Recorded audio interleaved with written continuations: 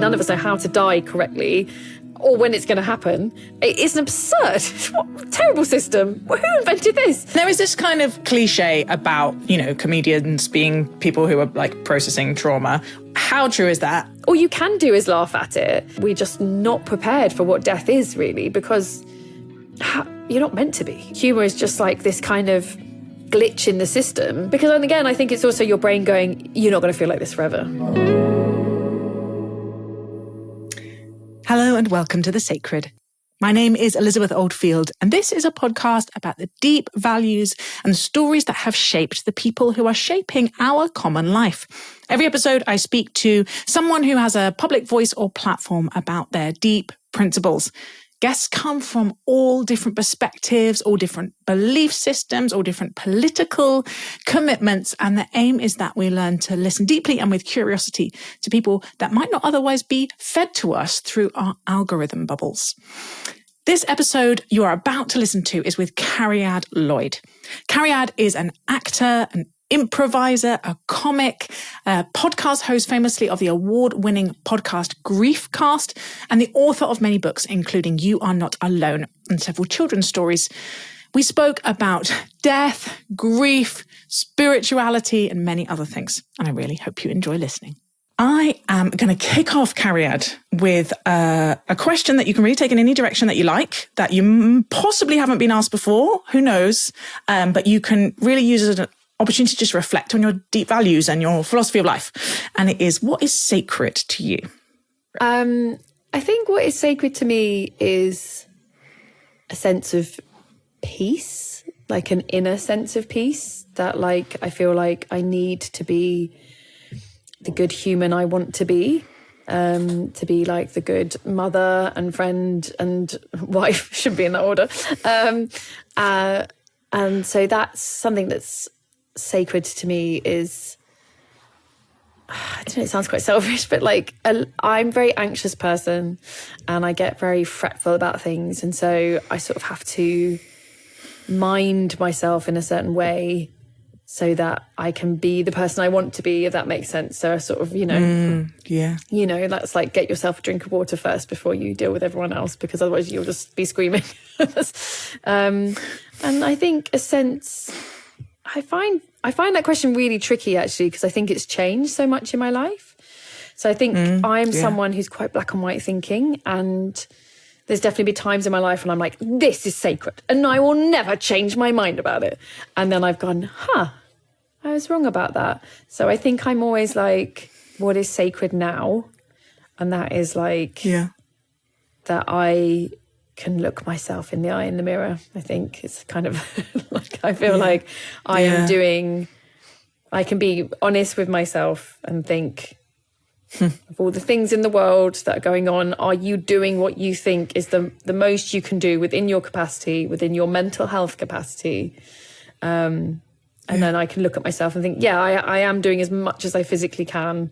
This is what I can do. That's kind of what I hold sacred, is the kind of, I guess, accountability to myself. So that I'm like, this is as much as I can do to be a decent human.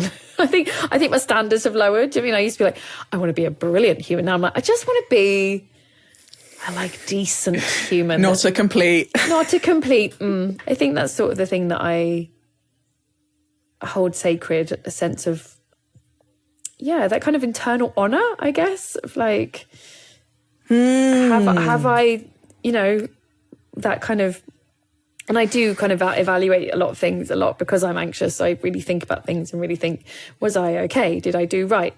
Was that person, have I given the right thing? Have I said, have I done? And being able to look in the mirror at the end of the day and be I did what I could. I don't know. Yeah. I don't know if that's I think that's really profound, actually. Well, it's all very well to chat on about aspirational values. Yeah. But the lived reality of I need the language I use, because it sounds like we're quite similar. The language that I use is like a steadiness of soul, or inner core strength. Yes. Otherwise, I can have all these grand ideas, but I will spew my anger or fear or whatever it is on someone else. I completely agree. I'm a very emotional person, and so I've learned the hard way that if I don't have this, like that, what did you say? It was really nice, that sort of inner grounding of soul. Like spiritual core strength. Yeah, spiritual core strength. In that steadiness of soul sometimes. Steadiness of soul. Like, if that is wobbly, then I'm not able to deliver and those grand ideas of like, I will do this and I will say this. And it's like, when you are required to do something, or people do need you, and you're like, I can't give anything to you because I gave everything to all these other tiny things that people were shouting me about that I thought were important.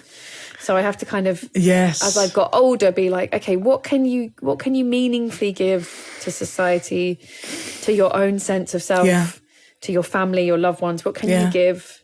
And what can you just can't do that. And maybe tomorrow you can. Yeah. But it's hard because I think we're aware more than ever of all the things that are wrong with the world, all the terrible things that are happening in a way that, previously these things were happening. We just weren't aware of them because we just didn't have the media and the connection that we did. It's not like horrific things didn't happen. They did. And so it can feel like, well, how can I keep my sense of what's sacred when the world is doing this? And it's like, you just have to, do what you can. And I think that's more helpful than, I don't know. I just do it. Yeah, that's what I tell myself these days. Yeah, no. It is really difficult because the knowing what is demanded of us by knowing, even if actually we don't have that much in our toolkit, right? Like agency, like geographical distance and political power and the kind of sense in which, well, we can just shout. We will just continue to say, I know this is happening. And that might make something change or me feel better. Or what are the practices that you find? Like, I go into sort of contemplative badly, really badly, particularly at the moment. But in theory, I like have sort of contemplative, meditative prayer practices, or like stuff that I sort of know I can pull on to help me come back to a sense of steadiness. What helps you? Where do you find that kind of peace that helps you show up in the world well? I used to journal a lot. I used to do morning pages for people who are familiar with the Artist's Way. Yes. So I used to do morning pages. Yeah. Then I had kids. Morning pages don't work with kids because they get up before you. The first line of the instruction is get up half an hour early. Yeah. And it's like, what, at 4? And then have someone go, what are you doing? Where are you going? Can I help? I used to do a lot more writing. Now, again, I've had to like readjust a lot of my, that sense. I do a lot of breathing. I do a lot of, and I haven't had any formal breathwork training. It's just like, I'm an actor, so I know what a good breath is. So I do lots of breathing and grounding. I light lots of candles. I exercise. That's the other thing I've had to give into. I hate exercising. I'd rather not do it, but I've had to admit that it definitely steadies my soul if I've moved my body in a way. Yeah. And reading, I find, I do this other podcast, the Weirdos Book Club, with Sarah Pascoe, and we do an insane amount of reading these days. But I find that is almost my meditation these days, because I don't have, I used to do meditation, I used to do lots of spiritual things, and I just, life. And I find that being able to concentrate on something for an hour, being able to live in someone else's story for an hour, being able to, regulate yourself enough that you can take in someone else's narrative is like a way that I can be like, oh, okay. I think I was quite stressed an hour ago. I think I was finding everything a bit overwhelming, wasn't it? Those sort of very simple things. I'm also a huge believer in cake. I just think, like, have a cake really does help. Like, just something like, like I make cakes, I bake, like pleasurable. Yeah, this thing of like giving yourself a piece of joy, because I think it's so easy to be like, well, I don't deserve this because others don't have this. And, that can be tied up a lot in the grief stuff I used to do as well, of like, they're dead, so therefore my life should be awful because this person is dead. It doesn't make any logic, even though it's that kind of penance, isn't it? And it's like, that isn't what souls want. That's not what anyone wants. Yeah. And so being able to take a moment to have a cup of tea, piece of cake, read and be like, this is the moment, like we said, where you can recharge yourself enough to go and write your email to your MP or give some money to charity or, have a conversation with someone shares a different view from you and, even hear them. So I think I try and go for like really simple things. And I used to belittle myself a bit like, oh, how pathetic. You want a piece of cake and your like life is solved. And now I'm like, yeah, how great. There's people in the world who require so much more, they need so much more than you do. And they can't find happiness in this thing. They are not happy. How amazing to be someone who can have a piece of chocolate cake gift. and be like, I'm pretty good actually, guys. Oh, I can do this now. I can kind of cope with life now. I've had a chocolate cake with whipped cream and raspberries. I'm you know what? I'm all right. So I kind of making me hungry. Yeah, I just kind of, I think as I'm getting older, I was like embracing who you are and not trying to be something you're not. Of like, well, I'm not that person that can, react to the world in that way, but I am someone who can do this. And like, again, it's like, what do you do? It's like, I'm someone who will talk to my kids about difficult subjects and is not afraid to make sure that they're having those conversations, and that our house is a place where we can talk about horrific things that are happening in a safe way, or racism or sexism, and homophobia, Islamophobia, like all this stuff where you are talking to the next generation and you're having those conversations. And that is, again, it's like trying to do little things that will equate to something meaningful. But that's not to say I still don't think I could do more. Can we all? So I want to ask about your childhood. And I realised that because your dad died when you were 15, I imagine there's a kind of like before and after. Oh, yeah, definitely. That we can talk about. Before grief and after grief. Yeah, but, definitely. Think about that before time. What were the kind of big formative ideas that were in the air, like philosophical or political or religious? And usually they're kind of implicit rather than explicit. But if you had to make a guess, what would you say? Well, my parents were kind of a bit mad. They were hippies and they were very involved with kind of self-help courses, which sometimes can lead... It's on the borderline of the country of cults. So my parents are very involved with EST, which is Earth Seminar Training, which is now known as the Landmark Forum, that some people have heard of. Right. So my parents helped brought EST over from America. But we also used to go to church. So like they had like they were kind of real like boomer, like let's just grab everything. Let's grab anything we can. So there was definitely a sense of kind of, we went to church. My grandparents were very involved with an amazing church in the City of London. So we used to go up to the City of London, a really beautiful church called All Hallows. And we were very involved with that. It's a sort of famous church because it's Do you mind me asking what was amazing about it? So, well, I can tell you it was, am I using the right word? The vicar or... the guy who's... Yeah. I feel like maybe he rector, was more than that. Leader person. Well, he ended up being the Bishop of London and his name was Peter Delaney. And he was like one of the most incredible people I've met in my life. He was like, the rumour was that he had been at the wedding of Judy Garland, but I don't know if that's true. It was a story that was told to me. But basically, Great fact.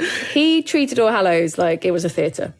And so you would go... At Christmas, they had a live donkey come in.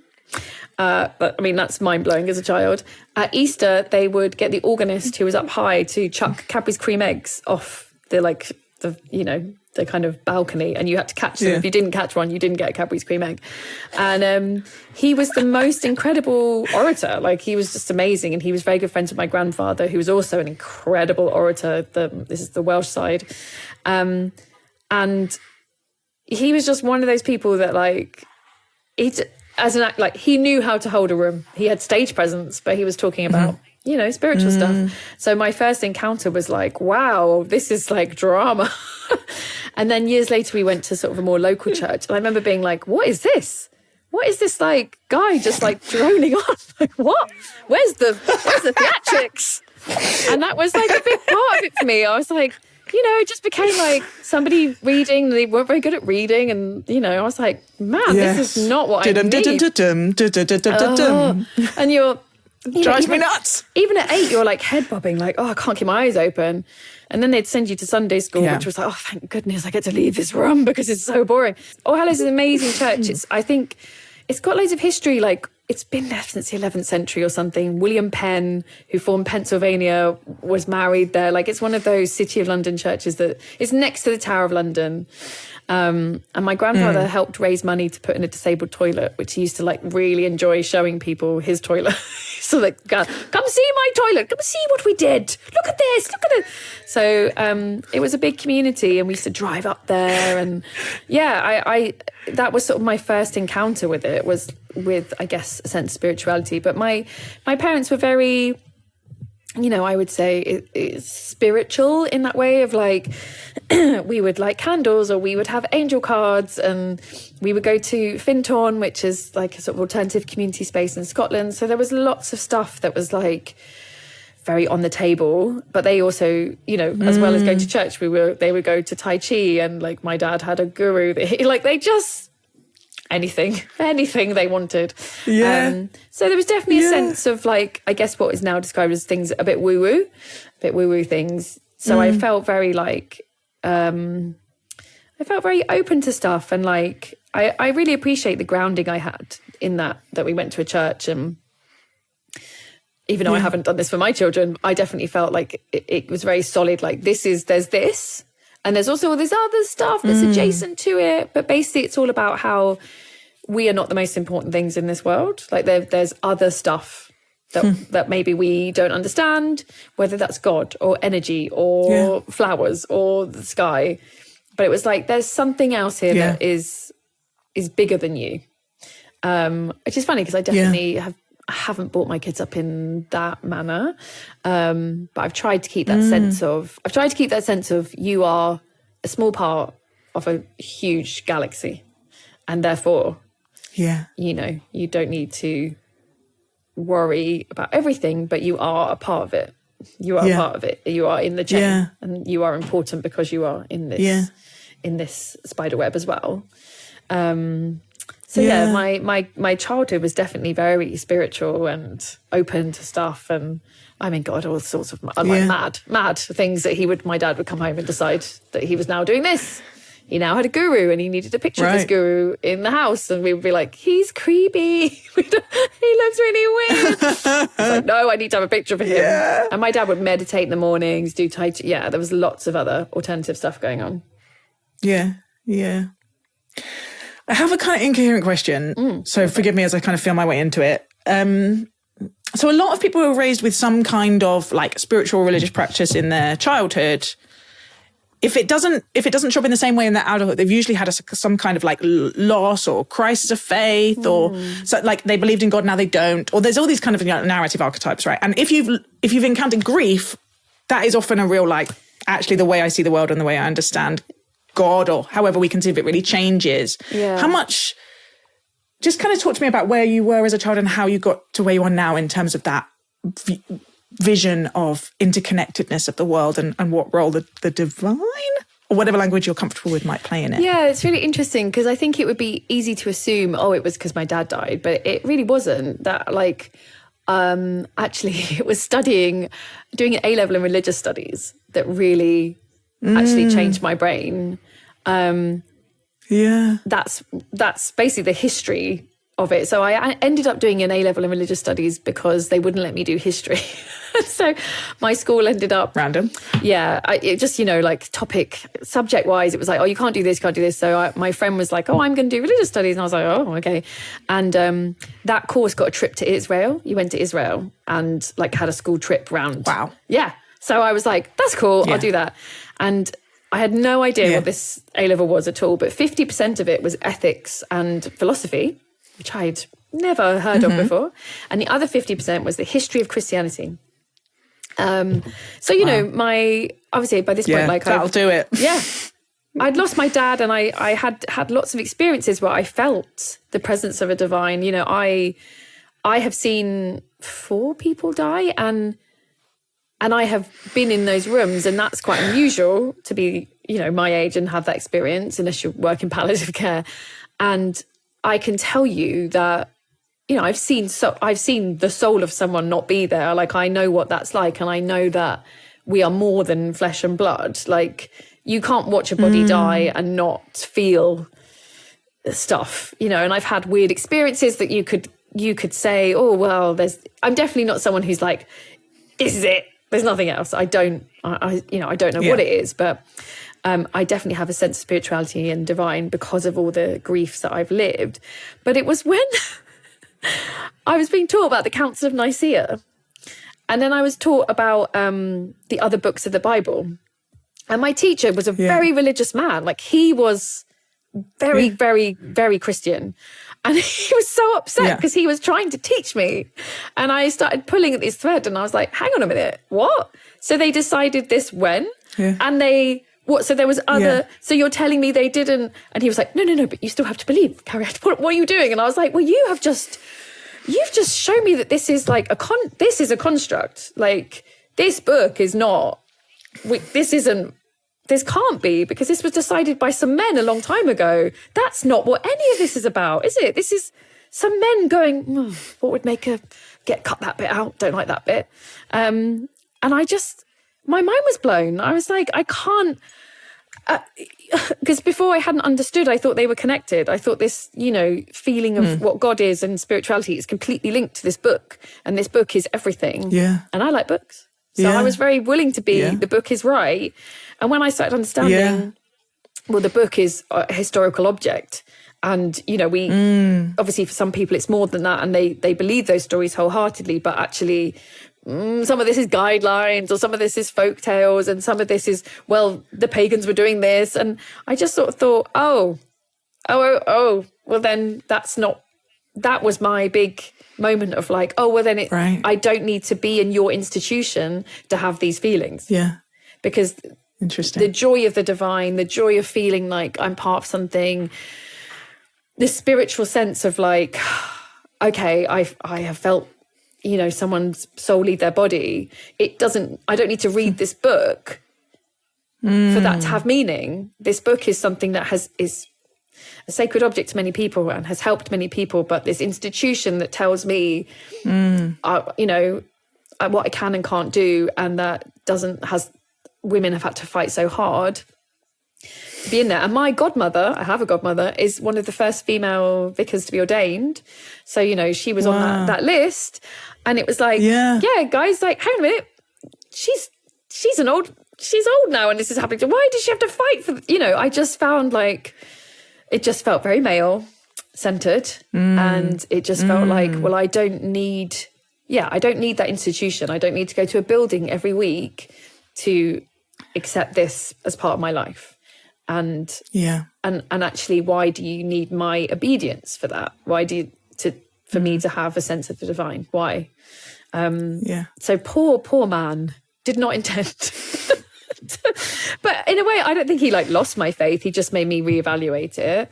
And I'm definitely not someone who, like I said, I don't know what it is. I wouldn't always use the phrase, God, I don't know what, but I definitely don't think, I see things probably for some people quite irritatingly more fluid than that, But so it wasn't really about grief. It wasn't really like, oh, my dad died at all. Yeah. Yeah. Thank you for sharing that. That's really, really helpful. I'm sure there'll be people who really recognize that journey. And then we get to obviously, or the kind of ground zero of your, so much of your formation, and that really rapid death of your dad when you were 15. It feels like, even though you've talked about it such a lot and written about it so beautifully, it's kind of always feels like slightly trespassing on holy ground to ask you to continually relive. Yeah. But you've thought and lived a long time in grief. Let's just be right now, when you think of your dad right now, what is kind of going on in your inner world? Maybe just today.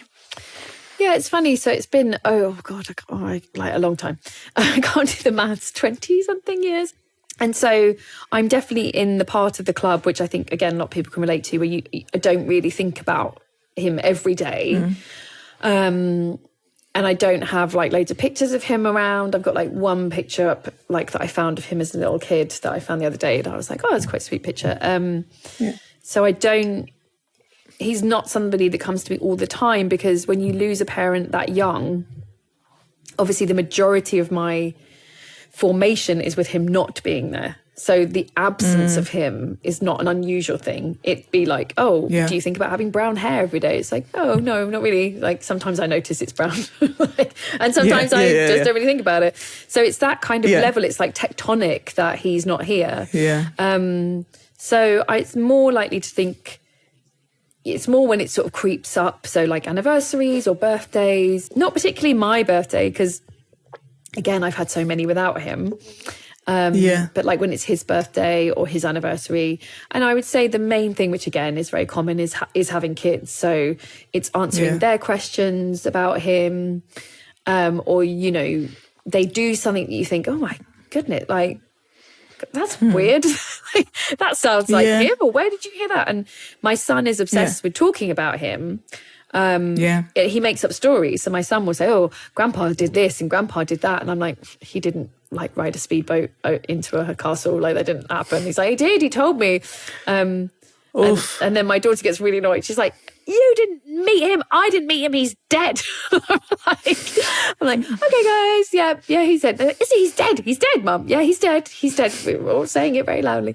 So, that's more when it particularly hits me. Yeah.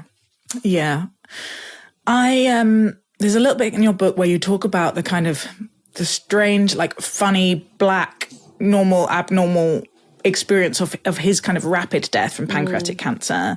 And then one session with a grief counsellor in which you were like invited to kind of explore more and we're not ready is kind of how is that fair sort of summary? Yeah, definitely. And then it feels a little bit like, and I think this is probably true of a lot of people, you sort of packed it in a box and went off. And the thing that you were exploring mainly, from what I gather, is comedy. Yeah. Could you tell me why? What was drawing you in comedy? What did you love about it? Well, yeah, I'd say for people in the TGC, Teenage Grief Club, that's a very common thing. So it's too big to process as a teenager. You can't really get your head around it.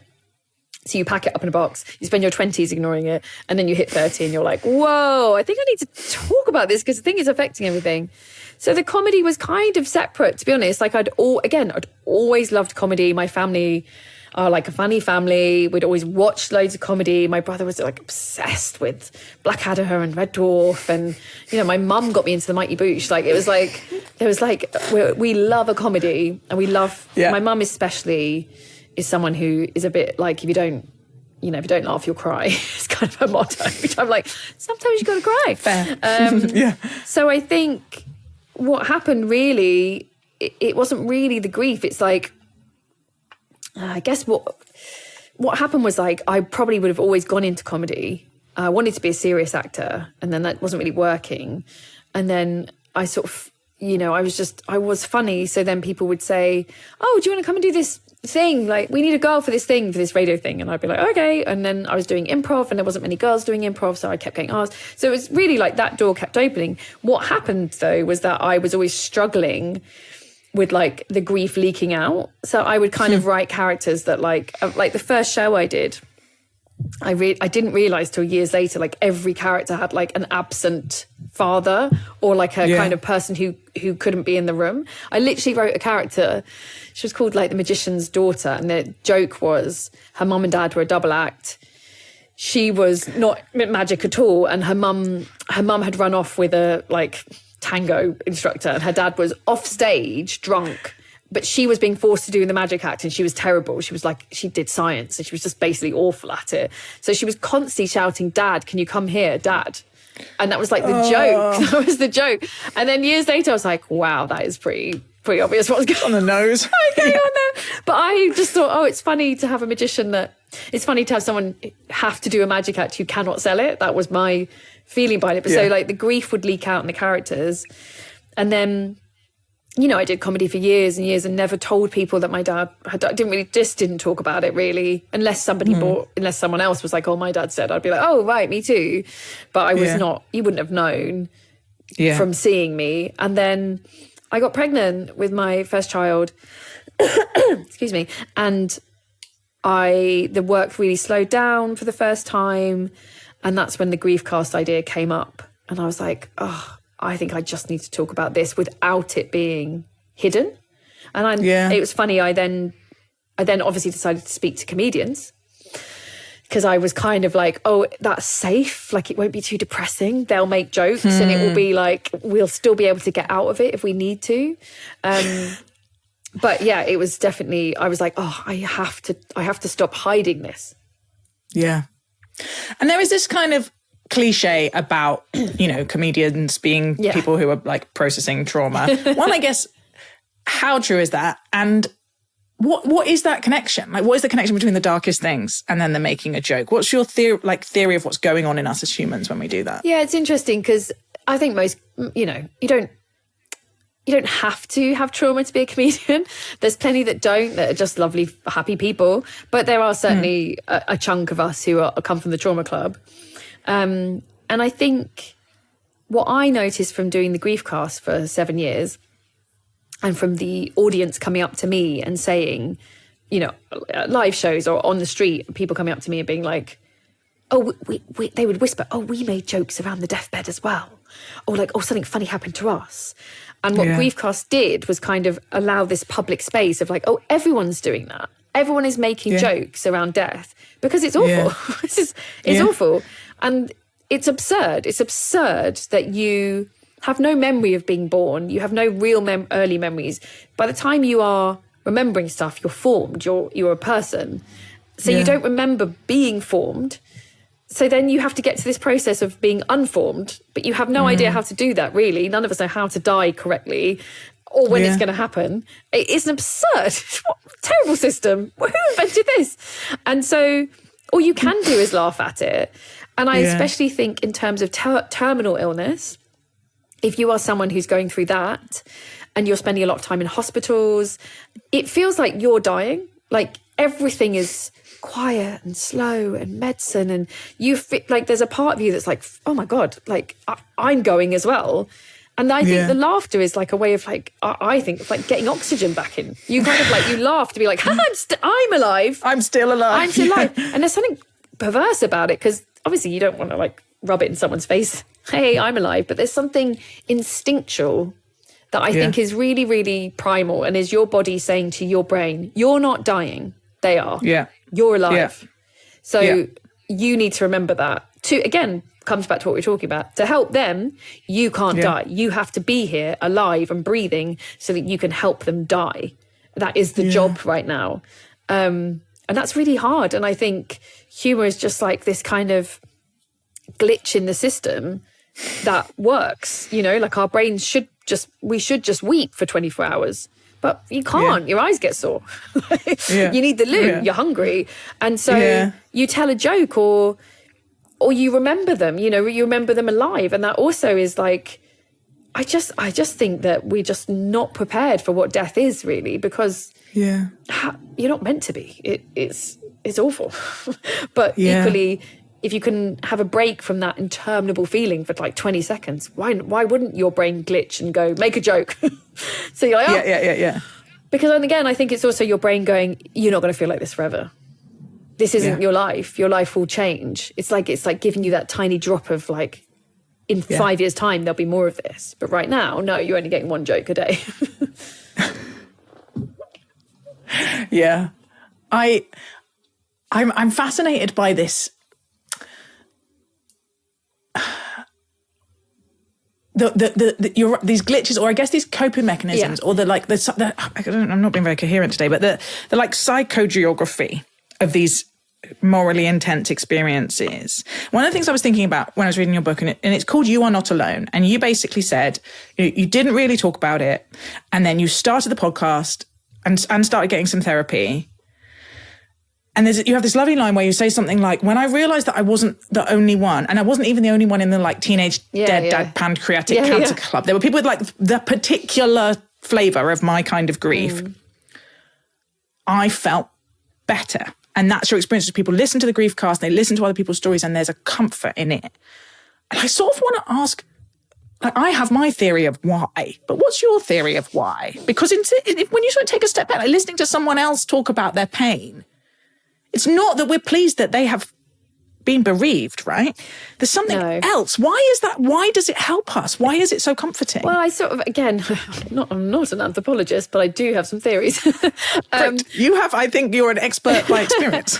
Well, yeah, I think it's tribal. I think it's like a tribal thing. Like, I think, so what I've always been told is that when you are grieving, the same part of your brain lights up in depression. Yeah. Which is a feeling that comes with isolation. So, when you are depressed, you believe no one understands me, no one cares, I'm alone. And that's how you feel in grief. You feel like no one gets this, none of my friends get this. Even in my family, I am the 15-year-old daughter of the man that died. My mum is the wife of that man. Like, my brother is like, those are three completely different relationships. Yeah. So you can be in a family and feel very isolated with your grief. And there's something in knowing, other people feel like this. Like, this is normal. Yeah. In the same way that, if you see someone fall over in the street really badly and you think, oh gosh, I've done that. Like, we all do that, right? I'm not the only person in the world that's tripped over my own shoes. And that's why we gossip. That's why we talk about people to be like, oh, wow, gosh, me too. Oh, she's having that. Oh, interesting. Yeah. And I think we're social creatures. We want to be part of a group. We know that mental health is, terribly affected by older generations of people who are left alone, who don't have contact. Like, it's as bad as like being having a virus. So I think that's what it is. You hear this story, you hear someone else talking about it, and also when someone talks about it, they are something fundamentally in the foundation of them talking about it is proof that they must be a smidgen okay because they're talking about it. So if they're not weeping and they're not on the street wailing, being like, I can't, like, my life is over, they're in a podcast saying, well, this happened and then I was here. Something in that is telling you, well, they're okay because they're talking about it. They're not, they haven't broken into 1,000 shards of a person. Yeah. This very acute pain. Yeah. And even if you hear, I've had guests in desperately acute pain, but you can sense, that they have not moved on, but moved through.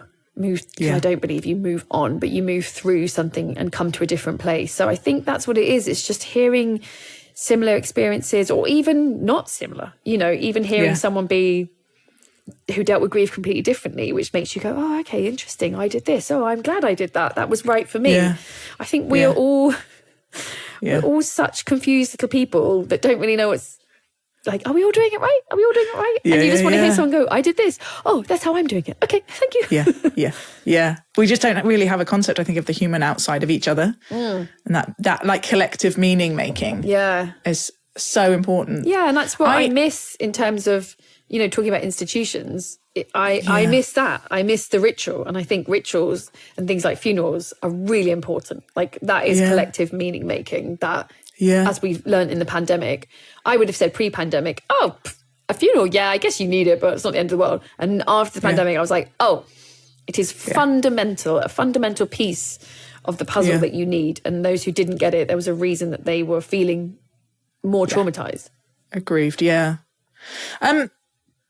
I realise you've spoken and written a lot about this, but I'm interested in divides and how do we keep seeing each other as fully human and being able to connect across divides. And the grief club, non-grief club is a deep one. Yeah. What are the kind of top 3 things you would say to people who are trying to walk with those in grief that help or that they could avoid at all costs? Yeah, I think as ever with divides, nobody is right. Nobody's winning. And so start from that basis that there's things that the grief club can do, which I tell you what, the grief club don't like hearing that. They want it to be like, oh, everyone needs to be on my side. And it's like, no, guys, we have to do work and they have to do work. And I say that as someone who's been on who's been deep in the grief club and someone who's tried to help someone and really, as I write about in the book, mucked it up royally. My own husband was like, oh, this is really hard. So I think if you are trying to walk with someone in grief, the first thing is to accept that, like, there's no magic template, everybody's grief is different. And what I need is very different to what someone else needs. So if you love someone, start from there of like, what do you think they need? You're probably right. You might be scared to do that thing, but you probably have a sense. I think most people have a sense of like, oh, I think they want me to call. I think they want me not to call. I think they want me to leave them alone. I think, so trust your gut, first of all, I always think. Yeah. And then I think it's also accepting you're going to get it wrong and it's not one conversation. So I meet a lot of people who say, oh, I tried. And then, they reacted very badly. So I've never mentioned it again. I'm like, that's the problem. The problem is you caught them on a bad day. You caught them at a bad moment. They were overwhelmed. And then they were thinking in their head, gosh, I hope they ask me again. And you didn't, because you were like, they told me to back off. So I would say, accept from the beginning, you're going to get it wrong. Like, don't ever think you're going to nailed it. Like, you're never going to get that feeling because it's someone grieving. But you can say, look, I love you. I know this is an awful time. This is awful. I'm not quite sure what I can do. Yeah. So I'm going to text you every week. And if that is the worst thing I've ever done, please tell me. Yeah. Yeah. But if it's not, cool. Or even don't text me back. Like, send a thumbs down and I will stop. But if you send a thumbs up, I'll be like, cool. I'll just text you every Sunday and I'm going to say, thinking of you. Because I think that's the other thing. We look for too big movements. Like, we want to go, oh, I want to have one conversation with them and have them turn around and go, wow, you've really changed my life. I'm not sad they're dead anymore. Like, and that's not going to happen. So you have to do lots of tiny things to be like, hey, thinking of you. The other thing I think super easy to do is if you know the day the person died, just put it in your iCal. We've all got these electronic calendars. Put it in. Yeah. So next year, you'll be going about your business. You'll be fine. And then you're like, oh God, what is that? Oh, May, that's when so-and-so's mum died. God, I completely forgot that was when it happened. And then you can just send a little message saying, hey, just realised it was May, realised you're coming up for a year, 2 years, 3 years. I think stuff like that is very, very simple and small, but can make such a huge difference when someone's like, also remembers. You're just like, oh, I'm not alone. I'm not the only person who remembers this. So I think it's lots of tiny things, perseverance, and you do need a bit of a thick skin. Like, they might take it out on you a bit. You kind of have to go, this isn't about me. I've had lots of friends go through stuff and, you'll walk away and you're like, God, what's wrong with them today? They're being so weird. And then you're like, oh, right. Yeah, it's that, isn't it? And so you kind of have to give someone some grace and be like, oh, okay, I think that's probably really hard for them at the moment. But that's hard, obviously we all have feelings, we're all sensitive, we all want to do our best, we're all trying so hard, but it's coming from a place of like, I'm not going to fix it. Yeah, that's beautiful. I love that. I mean, it feels like it's just continually signalling you're not alone in whatever ways we can. Yeah, just little sort of paper airplanes over to their head of like, I'm still here. Yeah. I'm still here. And it doesn't have to be like every Sunday, but just, I think often people think of people, but they don't want to bother them. And I'm a big if you thought of them, message. Well, tell them. Just thinking of you. Yeah. That's it. A heart emoji. Yeah. A picture of some flowers, like anything. We have so many ways of contacting each other that it's almost when you don't contact, it's like, wow, really? Yeah. you couldn't WhatsApp, DM, email, text, voicemail, there's so many options. So do whatever you think your gut instinct is like, I think they need this. Yeah. I have this, and I think it's probably because I haven't yet had like major bereavement. I have this question about, I'm the kind of like ridiculously earnest person. It's like, how can I prepare myself so that when I go through this, I'm, maybe it's similar legacy of you in terms of formation, but so I had Nick Cave on the podcast a while ago and then Clover Stroud. Wow. Yes, Clover's done Griefcast as well, Nick Cave hasn't one day. That'd be nice. And both like extraordinary conversations with them, but both of them have come to a position of, the shorthand would be like the gifts of grief. Yeah. And they're careful how they talk about it, because they're like, yeah, you wouldn't pick it up in the shop. You wouldn't be like, oh, that looks good. Yeah. Oh, I want to get in on that one. Yeah. But there's a little, both of them were like, it's hard to talk about in public because people can get very angry with you for saying there's anything positive about it. And I have another friend who was a guest called Vanessa Zoltan, who's a kind of atheist chaplain person. And she is doggedly like, you should never try and make meaning out of suffering in order to soften it. You should just let it be suffering. And she has a kind of almost like a principled opposition to the idea that suffering could ever have anything good in it, whereas Nick and Clover would be in a slightly different camp. Like, as you've gone through this journey, where have you landed on that kind of concept? Like, is there gifts of grief? Are there things that it's given you, or is that just an attempt to soften the edges of something that is too spiky to soften? Yeah, it's really interesting, because I think it's the language that might be slightly problematic for me, because I wouldn't use gift. Because I know people do react badly. And also, everyone is in a different place on their grief journey. So, you know, if you are far down the line, you are in a very different headspace to someone who a year ago lost a child. You're not in the same country. And so it's easy for me to be like, hey, look, I wrote a book and I did a podcast and I don't think about him today. And there'll be people listening who are like, how are you doing that? And that's the thing I always say, like, everybody is on a very, very personal journey. You know, you are not me, and the person you lost is not my dad. So like that, that's a unique elemental meeting where someone's not there. Like, I will never understand your grief. You will never understand mine. However, I would say when you do have a I call it capital G grief, a big bereavement, to counter your friend Vanessa, to say, it's like, the suffering is there. You don't need to worry about it. Like, you don't need to be like, oh, don't positive the suffering. It's like, oh, no. Yeah. It's just there. It's so there. It's like, again, it's like brown hair. It's just there. It's a fact of my being that this was a traumatic thing and I suffered. However, there were other things that happened that were not suffering. And to deny those, I feel, is to deny the full picture. So I would argue that if you deny the positive, it's the same as denying the suffering. Like, they're both valid parts of this experience. Yeah. And when you lose someone, when someone dies, who's very important to you, it definitely changes your perspective on things. You know, I was not a super fun teenager because I was like, no, I don't really want to take drugs and like ride a motorbike with some random guy. I don't want to do that because I was sort of aware that I might die. And my friends were like, we can live, we'll live young, man, we do what we like. And I was like, oh no, I'm fundamentally aware that at any point, any time, somebody could die. So that was a suffering position as a teenager. But as I got older, it became a positive thing that I'm able to step back a lot and go, this isn't death. This isn't death. This is sad. This is hard. This is painful, but it's not death. And death is a very different set of cards that you're playing with.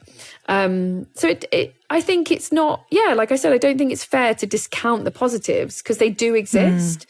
And also, like, give us something, you know? It's so rubbish. Like, please, if we just honor the suffering, then it's like, is that I just got given suffering? Can I have some cake as well? Like, please, like, I remember I've told this before, like, I got off detention in the sixth form because it was my dad's anniversary. I played the dead dad card, is what we sometimes call it on the show. And I remember feeling guilty for like 5 seconds and being like, nah, I'm owed something from this situation. And like, if it is as small as that, of like, occasionally you're like, actually, I need to go to the front of the line, please. Okay, that's okay. And we can all give each other that. And I think, it does teach you things. It is a gift. There are positives, but also it's awful. It's awful. No one would ever choose it. So it's quite... Yeah, I think, again, because I used to be quite a black and white thinker, I'm really wary of that now, of being like, I'm not saying it's all positive, but equally it's not all negative. No human experience is. It is never that, you know? There is always other textures and nuances wrapped up in an experience. That is what being human is.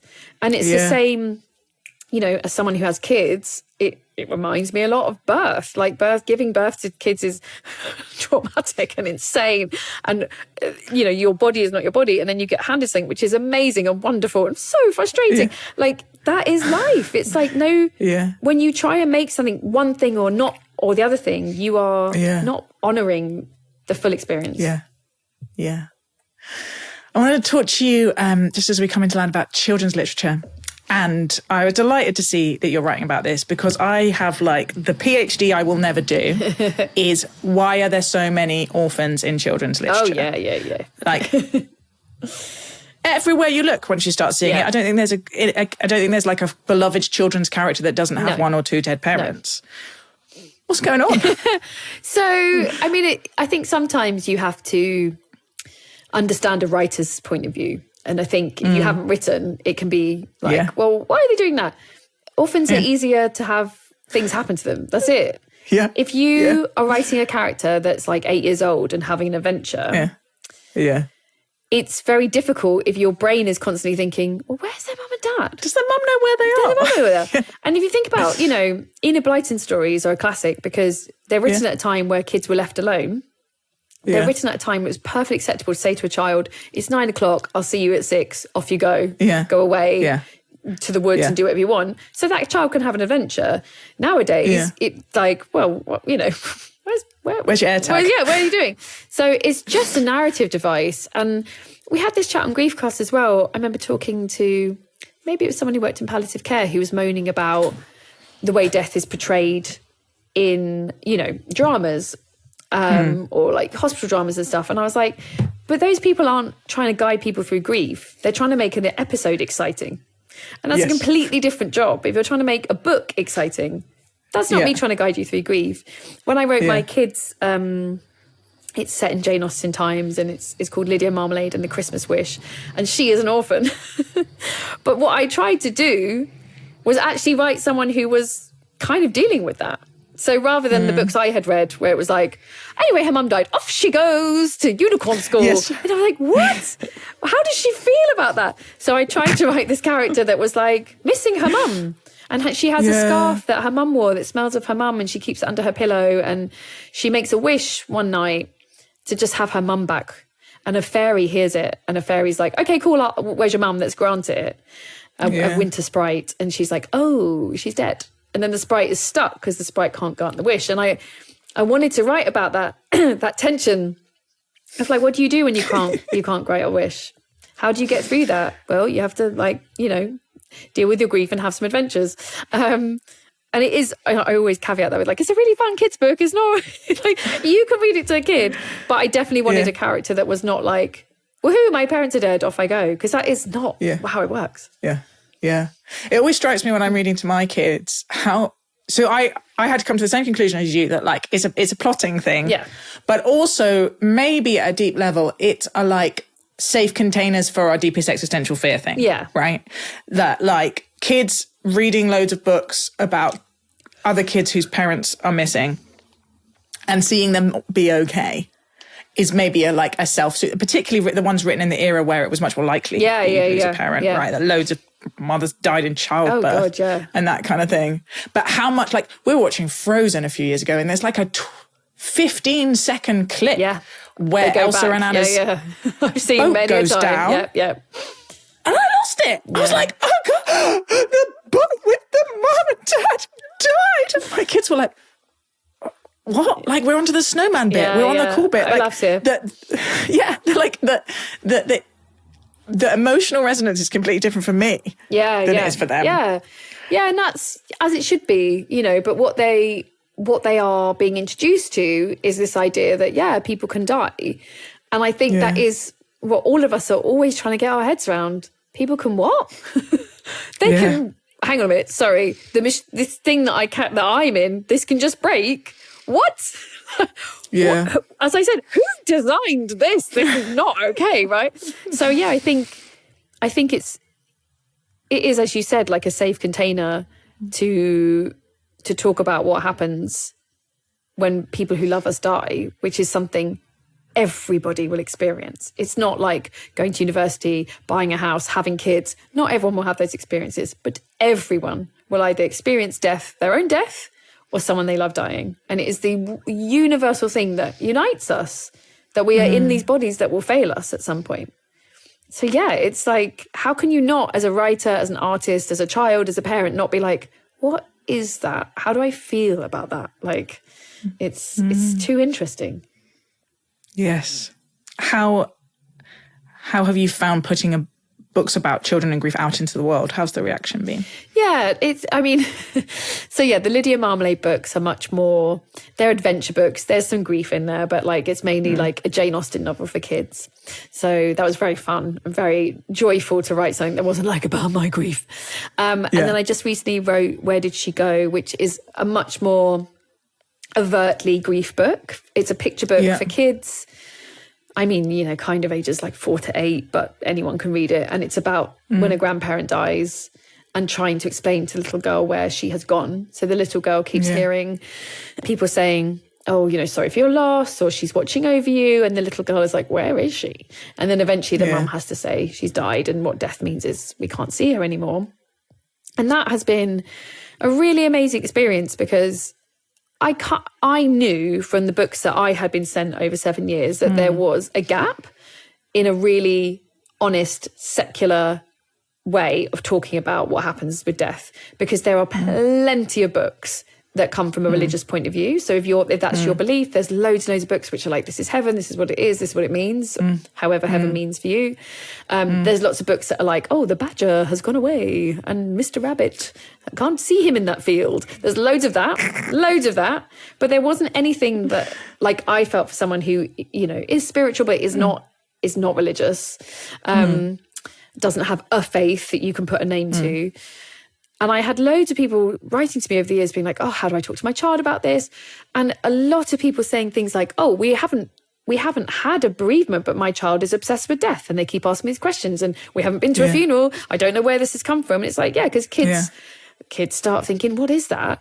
So I really wanted to write something that would offer a really sensitive, safe container, as you said, for a conversation with a child of like what it means when someone is no longer here, and what that literally is. Because between 0 and 10, the word forever for kids it doesn't mean anything. It's really confusing. You have to be sort of over 10 to understand, oh, they're never coming back. So this is a book that talks about love, the love they leave us. And I don't believe that grief is the price you pay for love. I think that's a really unhelpful sentence, but I do believe that you can be left with love. And that's, so that's what the book is sort of helping guide a younger child through. And that's been lovely. People have been very, very kind about it. And it does feel like it's doing something useful.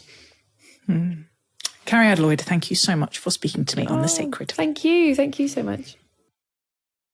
The thing that really stood out to me is how honest Cariad was about anxiety and overwhelm, and the sense that we often have that we're just not doing enough in the world. The strangeness of our information environment means that we just know quickly far more of the tragedies and the challenges that are going on, often very, very far away from us than previous generations would have done. And so I think we're making up for ourselves. What does it mean to be a kind of air quotes good person in this world? You know, in previous generations, living a kind of morally and ethically aware life would have really been focused on the actions in your everyday life and in how you were present in your local community and how you treated people that you came into contact with. And that, I think, is now not all we mean, and maybe even not primarily what we mean when we are often trying to think through what a kind of principled life might look like. There are all these very big questions and issues globally and in terms of how we live together well our life. You know, Cariad said, I like to think it's not unimportant being a family where we can talk about Islamophobia or homophobia or those kind of concepts. And I do think that no one's really given us a roadmap for what does it mean to be attempting to live a good, meaningful life now. And Cariad's, I just was really grateful for the vulnerability of her going, frankly, sometimes I feel completely overwhelmed and I don't know what I'm supposed to speak about and what I'm not. And sometimes I just need a piece of cake, to be able to carry on. It's just helpful. I really liked what she was talking about in terms of simple joys, like not forgetting that there are ways that we can soothe and settle ourselves that are not to be sniffed at, that when we can find pleasure in simple things, that can actually really make us more able to find that steadiness or that peace, as she was speaking about, to be present to what's going on in our lives. Interesting, particularly now, because it was very early on in what now feels very mainstream to me, which was what was known then as the human potential movement. This sense that actually we can take more agency and more responsibility for things going on in our life, positive and negative, than we think we can. That we have a huge amount of power in our thoughts and in our actions to take control of our lives. And you see that kind of stuff coming through with manifesting and with positive thinking and with neuro-linguistic programming. Some of it comes up in the coaching world, which I'm part of, this building a sense of agency, the not allowing yourself to feel like you're a victim of everything else. The legacy that those kind of ideas leave on you. I was very interesting. I wonder, as you're listening, what were the big ideas in your childhood and how did they leave a mark on you? And then again, it felt unusual to have someone with that kind of, one of the elements in their childhood being that world, and then also to be going to church. To be going to this church that she talked about in this very affectionate way, as a church that was very interesting, it was very theatrical.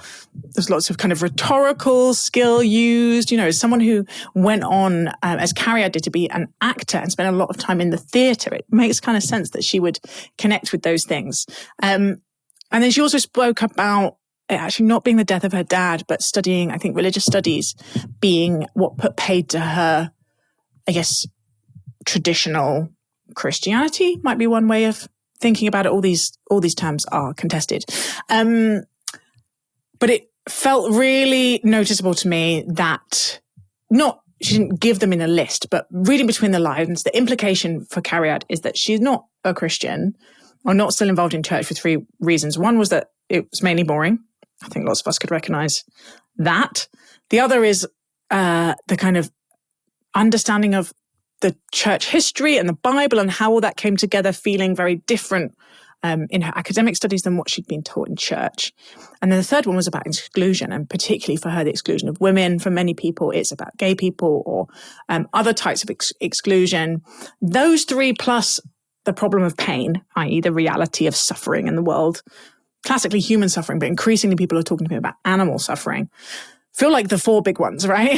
That many people who are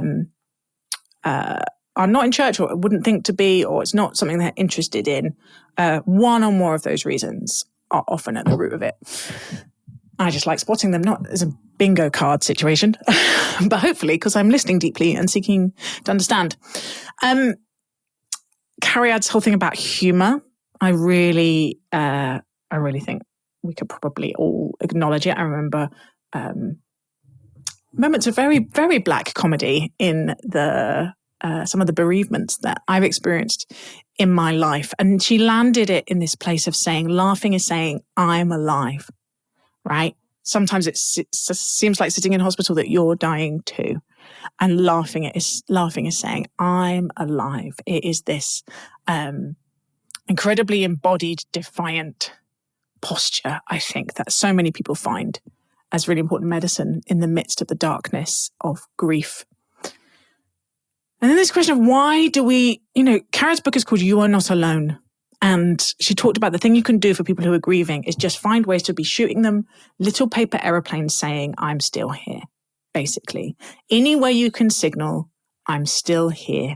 Even when it's difficult, even when it feels like it's not wanted, even when you don't know what to say.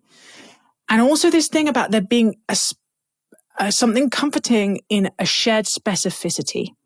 That when she realized that she wasn't the only person in the teenage dad pancreatic cancer death club, that was healing somehow. And I am fascinated by this hypersociality of humans, this deep sense that we are not really disconnected selves, that we are so irreconcilably interdependent with each other. And the image that was coming to mind as you were speaking is how we make up a self from the stories of others, right? We're like the patchwork quilt of all these interactions of other people and their stories. And when we find a patch that matches, we feel less alone. And you can think of that, in my tradition, we talk about Trinitarian anthropology, made in the image of a relational divine. But this is a real, I think people overstate how much the great religious traditions have in common.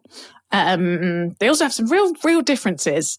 But this is one that I do think is a very strong shared thread, which is a nudge away from an understanding of the self that is hyper-individualized. This sense that there is a deep underlying interconnection between us all it feels like almost all the wisdom paths are pointing us in that direction. And when we're coming up against death and mortality and human fragility and grieving, it's perhaps even more obvious because a lot of the pain of what people are going through is a sense of loss and disconnection, a fracture in a key relationship. And it can be really exacerbated by everyone else pulling back as well because they don't know what to do. And it's really made me realize next time someone's grieving, I need to see that they have had a part of their relational patchwork punched out, and they all the more need people to come in and help, not replace, but I guess swell into that gap. I'm still here. I hope you have someone to tell you that next time you are full of grief. I hope I have some people to tell me that next time I'm full of grief. And maybe we could all go away and think about who in our lives needs to hear that today.